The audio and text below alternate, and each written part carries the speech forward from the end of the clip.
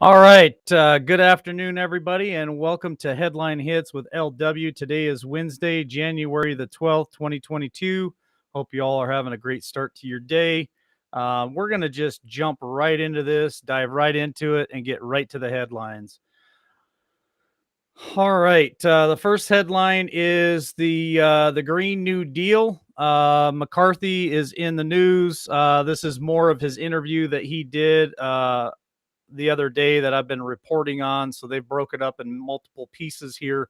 So he says that the Biden White House likes high gas prices. The whole plan all about the Green New Deal. So we dive into this, and the GOP leader is talking to Breitbart News that the Democrat President Joe Biden administration enjoys high gas prices because the Democrats are using that crisis to try to force Americans to accept their radical Green New Deal agenda. So we've talked about this on LWN many a times, and the only way that you can usher in this complete Green New agenda is to make fossil fuels and such things so expensive that the expensive Green New Deal, the green energy, is actually almost less expensive than the fossil fuels, and then they'll get people to buy into it. So that's the agenda. We're calling it out, and I want to read a little bit more on this. So he says, if you listen to the White House, they're saying having high gas prices is a good thing, right? Says McCarthy. Their whole plan is about the Green New Deal.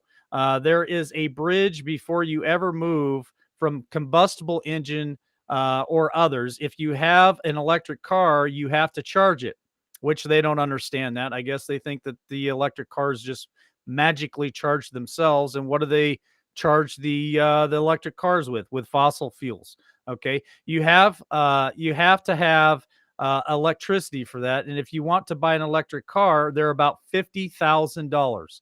And he's referring to a Tesla. They're a very expensive car.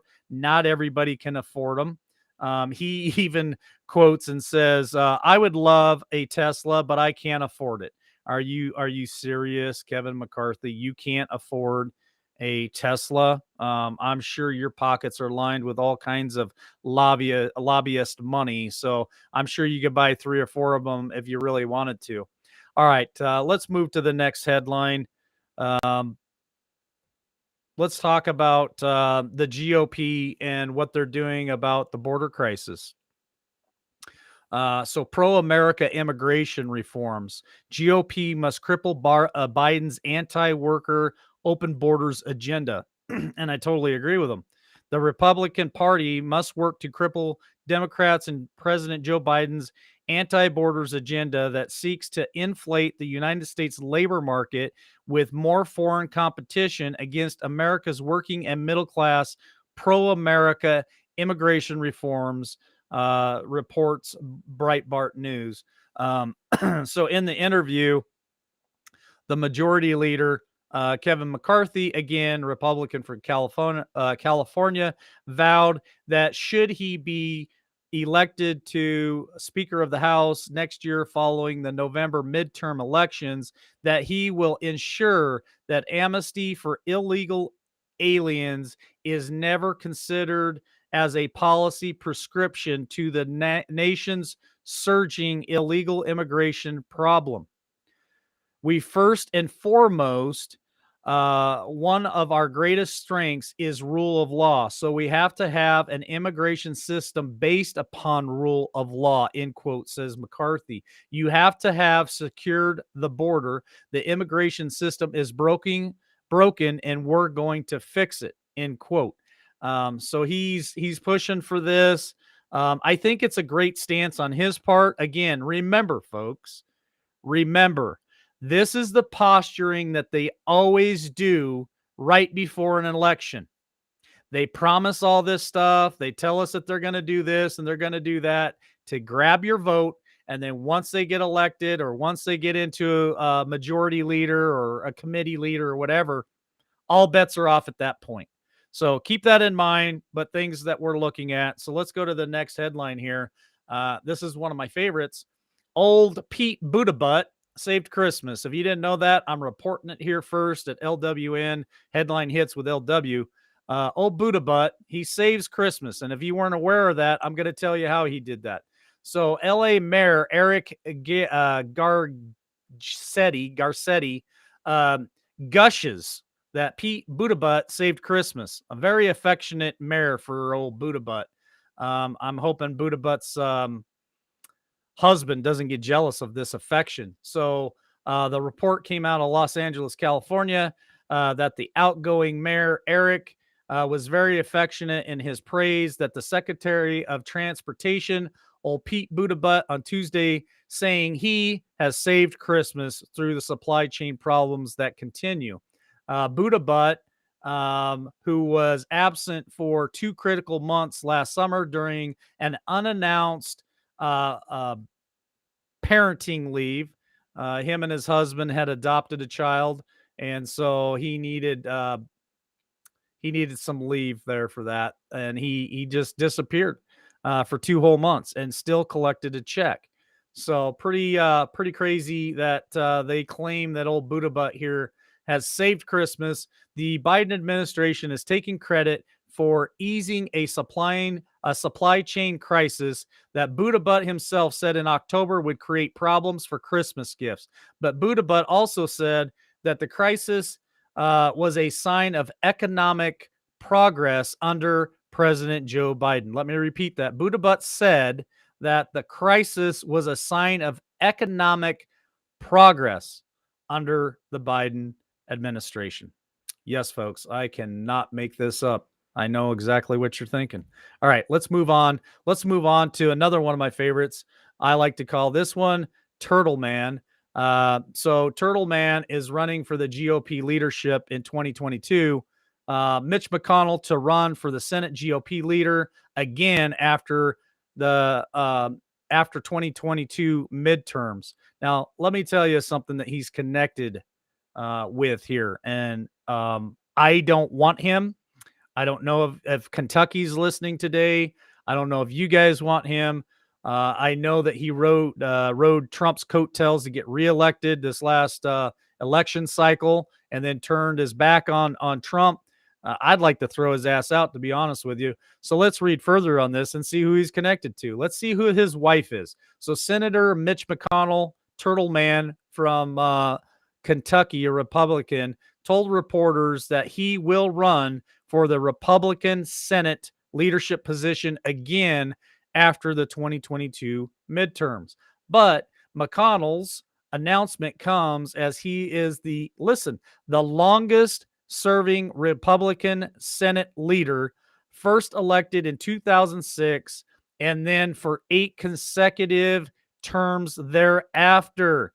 He's been in there forever. I think McConnell, the Turtle Man, has got, I don't know, somewhere between 20 and 30 years under his belt in politics here. And I think it's about time to wash ourselves clean in Kentucky of this man. So during his service to Congress or to the Senate, the national debt has grown nearly $20 billion. Illegal immigration has continued. The real wages of American workers have not risen since 1970s. Obamacare was enacted in 2010. Big banks were bailed out in 2008. And social media companies have silenced individuals without repercussions under this guy's leadership. Is that what we want? Is that what we want, America? We want Turtle Man back at the helm? I don't think so. So going further, Turtle Man is also married to Elaine. I don't know her last name. Chao, uh, who is been accused of profiting from her family ties to communist China and the shipping industry. Um, it's just unfortunate that people keep voting for these guys. In October, Turtle Man caved to the Democrats' demands and raising the debt ceiling, enabling the Democrats to forward President Biden's Build Back Better or worse, however you want to call it, agenda. So I just thought I would throw that in there for you guys this morning, folks. Pay attention to Turtle Man. He's making his moves again, and I think we should somehow step up and make sure that he doesn't get in that seat. So let's go to the military and the problems that they're having on recruiting. So Representative Chip Roy, military's vacation mandate may hurt recruiting people of faith. So it goes further to say, I won't read too much up on it, but Roy is a Republican from Texas, and he warned on Monday that the military may face difficulties recruiting people of faith if it maintains its sickness vacation mandates. More than 10,000 service members have applied for religious exemption, which is problem number one.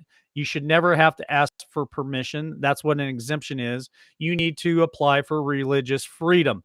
So they have applied for exemption from the vacations, but zero. It says zero requests have been approved, and the military has already begun separating service members from the vacationed personnel. So I'm not going to read any more on that. Just some issues that we got to look at. Let's hit another one of my most favorite people in the world to talk about. Actually, two of them here. So we've got old Whoopi Goldberg making her horrendous statements yet again. So crap for brains Whoopi makes a statement that black people still are where they were under the Emancipation Proclamation. Lord help me. Host Whoopi Goldberg said Tuesday on ABC's The View that black people were, we were still under, where we were under the Emancipation oh, you know what I'm saying. Okay, I don't even want to try to say that word again because now my mind's messed up. While discussing voting rights with Senate Majority Leader Chuck Schumer, the Democrat from New York City, and let's see what old Schumer had to say. So Whoopi, crap for brains. She quotes, "You vowed to call a vote on majority voting rights legislation in time for Martin Luther King Day next week. I want to ask you this because it's irritating me to the ninth degree. Why are you still talking about my right as American to vote?" So she's calling Schumer out here. Schumer told them all that they were going to have this all handled before Martin Luther King Day, which is next week. And so she's calling his ass out. She also said, "I still feel like suddenly black people are still where they were under the Emancipation Proclamation." Why can I not say that word today? So she asked, "What is happening? Why are we still fighting this way? What's going on? And what's the change?" Yes, I'm reading it for how she says it, and it's like I said, crap for brains. So Schumer responds to, "You're 100% right. And it's still not just staying the same. We're going to get worse if we don't do something. What happened is this: Donald Trump spread the big lie that the thing that happened in November was not valid. Of course, it wasn't. Uh, and he's referring to, of course, what people think happened in November didn't happen. That's what he's referring to. Sorry, I'm having to talk in code, but they're using those trigger words that I can't say here, but I can say it on Podbean. So he says they had no evidence, but state legislatures, only Republicans, very partisan, no Democrats, are now making it harder for people to vote based on the false big lie that the thing that happened in November was invalid. So he goes on to just say that they're trying, but he feels like his hands are tied, and Whoopi is not happy with him. So she's making those ridiculous allegations and stupid quotes in the public eye, like she always does, which really shows me that she's just got nothing but crap for her brains. So let's move on. Let's bounce over here to old pudding in his pants Biden here. And let's talk about some of the stuff that he's putting out. So you're going to find some of this stuff interesting. Joe Biden suggests that black students that he was arrested during the civil rights struggle. Now, I think I got this actually. Okay. Let me save that till the end. You're going to love this. You're going to love this. Okay. Let me pause for a second, get back on track. That was the final headline that I wanted to read to you guys.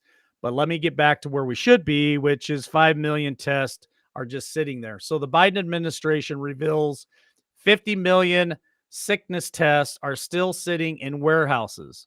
Now, why is this important? I'm bringing this up because of the money that's behind it. All right.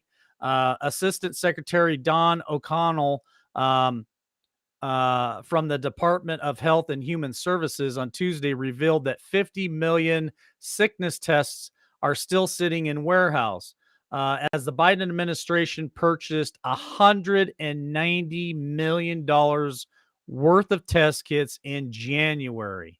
$190 million. For what? Seriously, man, can our money be spent somewhere else for better causes? We're buying these nonsense tests that, in my opinion, don't work anyway.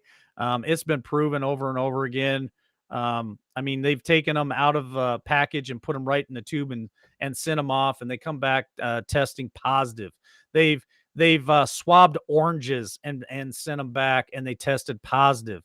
Why are we spending and wasting our money on this stuff? Because it comes out of your pocket and mine. So Richard Burr, a Republican from North Carolina, asked O'Connell during the Senate committee hearing if she could assure him that the Biden testing kit purchases are not originating from communist China. It goes further to say that they are sitting in the warehouse and they're not sure why. So I'm going to leave it there. I'm going to move on to the next headline because it's just morons running our country. Seriously, these people are spending our money and nothing is getting done. It's an impotent administration. So let's talk about somebody in the news who is getting things done, who is making a difference. And we're going to talk about the Liberty Outpost. So Governor Ron DeSantis delivers state of the state yesterday, and Florida is America's Liberty Outpost. Now, I won't dive too deep into this. I'm just going to read the first paragraph here because I think it's important. We talk about it all the time. So, Governor Ron DeSantis, a Republican, delivered Florida's State of the State address on Tuesday, touting that the Sunshine State is an oasis for freedom and Americans' liberty outpost in a nation of lockdown enthusiasts who seek control through the government, described as biomedical security state and curtails liberty, ruins livelihoods, and divides society. And if you haven't noticed, those people who love to push the propaganda, they go on vacation. Where do they go? Let's see. People from Minnesota and Michigan, they go to Florida. People over there in Washington, D.C., old horse teeth, she was just caught in Florida a couple of weeks ago. So where do they go? They go where liberty shines. They don't go to the blue states, they go to the red states. So do as I say, not as I do. Right? All right, let's roll on here. I'm gonna report on some world news. It was asked of me in a meeting yesterday that I start trying to report on Canada and Mexico since we're all in this together. The three countries are all connected, and so I'm going to try to do that for you guys because we have a lot of listeners from Canada and a lot of listeners out of Mexico too. So let's talk about this one. Quebec to significantly tax the unvacation Canadians. So I want to bring this to your guys' attention. To get the jab or pay more tax. That is the simple message that the premier of the French speaking Canadian province of Quebec delivered Tuesday when he warned adults who don't get the vacation that they will be hit with a financial penalty. This, folks, is tyranny. Medical tyranny. This comes out of the Toronto Sun. That's who's reporting this. Penalty would be the first of its kind in Canada and would apply to unvacation residents without a medical exemption. That's in Canada. That's our neighbors up north. It goes on further to say a bunch of medical crap. I'm not going to read it because it doesn't. I mean, it's just more of the same propaganda that they pump out on us. And what I wanted to report on this for was just to highlight our Canadian brothers and sisters up there. This is the tyranny that they're going through. And I think it's going to eventually try to land on our doorstep here before too long. And it's something that's very concerning to me. So now let's move to the southern border down into Mexico and South America. And another one of my favorites here, old Hills Up Harris. So Kamala Hills Up Harris announces, listen to this, a $1.2 billion private sector investment in Central America as border crisis continues. Can't make this stuff up. And this is their theory on how they're going to solve our border crisis. So let me dive into this for you because you're going to find this very interesting. When I read this article, I just shook my head. I couldn't believe that our administration thinks that this is the way that you solve the problem. So let's find out what they're coming up with. Vice President Kamala Hills Up Harris on Monday announced that American corporations and international organizations have agreed to invest a $1.2 billion in Guatemala, El Salvador, and Honduras to improve their economies. I'm going to pause for a minute. So they're going to pump $1.2 billion in Guatemala, El Salvador, and Honduras's economies. What about our economies? What about our economy here in America? Why aren't they doing something about our economy? Why are they not lifting restrictions so people can go back to work? No, we're going to focus on other people's country because this is how we're going to solve our southern border problem. So they're going to pump $1.2 billion into these South American countries in Central America. And because let me pick up the economies of those Central American countries as thousands of immigrants from there are and everywhere else continue to surge across the U.S. border with Mexico. So if you read further in this article, they're thinking that if they build their economy strong there, that people won't leave. They want to stay in those countries, stay working, keep their families there, and then they won't flood our border. Are you kidding me? Who voted for these people? Seriously. All right, let's move on to the next one. I can't even stand. I can't stand to even read some of that stuff. All right, this one here is a little irritating too. So we're going to talk about 5.5 million people that are being locked down in good old communist China. So the sickness pandemic, China locks down another 5.5 million people. Now listen to this, folks. This is the scary part of it. I can't read all the Chinese names, so I'm going to skip through a lot of it and just tell you the gist of it. Basically, what they're telling people in these cities, they've been ordered to lock down 5.5 million residents to observe strict stay-at-home orders in a notice on Monday. The health officials are doing a investigation, seeing what's causing their increase in cases. But it goes further to say, let me find it here. It goes further to say that currently all supermarkets in the city have suspended business other than selling just daily necessities. Shops have been closed and taken out of service, have also been suspended. And it goes further into a little more of the detail, but that's that the bus stations are closed, taxis are closed, trains are shut down. They have completely locked these cities down. 5.5 million people have been locked down in their homes, can't leave, can't do anything. When we talk about prepping on LWN, this is the kind of stuff that we're talking about. Any natural disaster, any kind of lockdown, martial law, any kind of thing, man, you better make sure that you have some stuff stacked up. And I don't mean go crazy on it, but man, could you imagine being locked down where you couldn't even go to the grocery store? Well, it could come to a step near you. I'm not sure. So let's move on. Here's our final two headlines of today. Let's talk about old pudding pants again here. Fact check. Joe Biden lies about Georgia voting law and speech against Jim Crow 2.0. So yes, Joe lied again. It's pretty bad when fact checkers check him and find that he's been lying. So the claim was that Republicans are trying to suppress the voting by barring people from access to food and water while voting. You heard me. That's his claim. That was in his speech. He's claiming that in Georgia, because they did the right thing and are requiring voter ID, and they're stiffening their voting laws so that funny business can't happen any longer. Then old Puddin' Pants here, he comes out and says, well, they're trying to restrict people from getting access to food and water. He even goes far enough to try to quote a Bible verse on this. All right, let me dive into it for you for a second. So the verdict was that his speech was mostly false. The New York Georgia law allows voters access to water and attempts to shorten voting lines.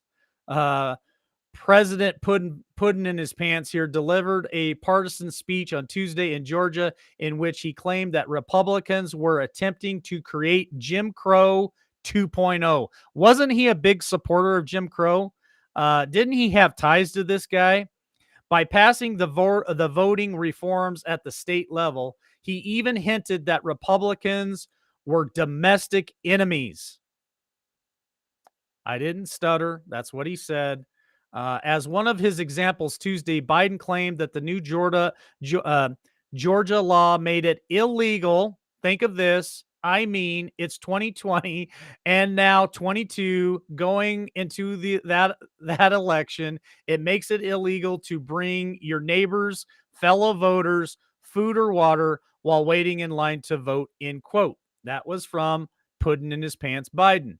He cited that the Bible is his, he recited the Bible in his righteous outrage, noting that it commanded believers to provide food and water to the needy.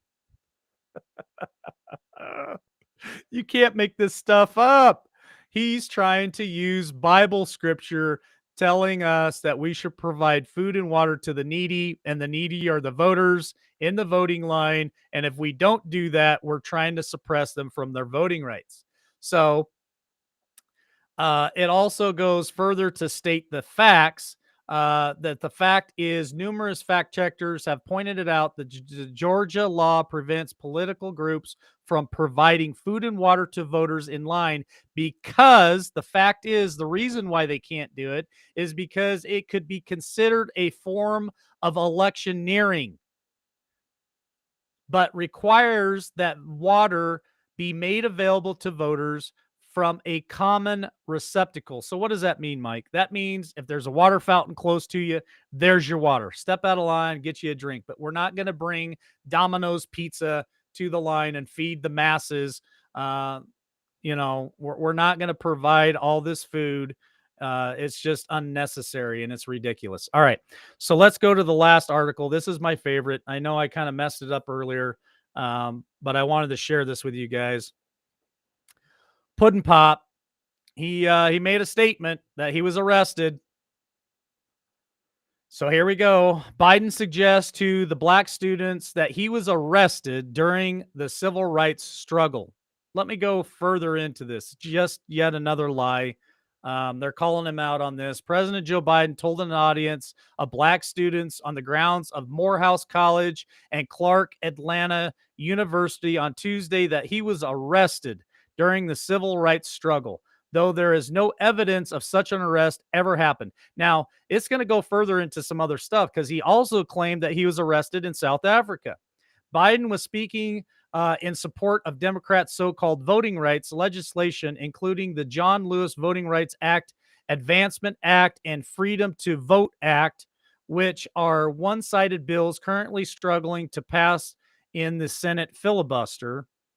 He also goes further to say in his closing speech, Biden told students at the historical Black Institutes that the vote on these bills was a defining moment, that one that would mark whether leaders were on the side of Abraham Lincoln or Jefferson Davis, he added. I mean, this guy's a buffoon. If you drop down a little bit further, Biden had made similar claims before, most of which were later proven false.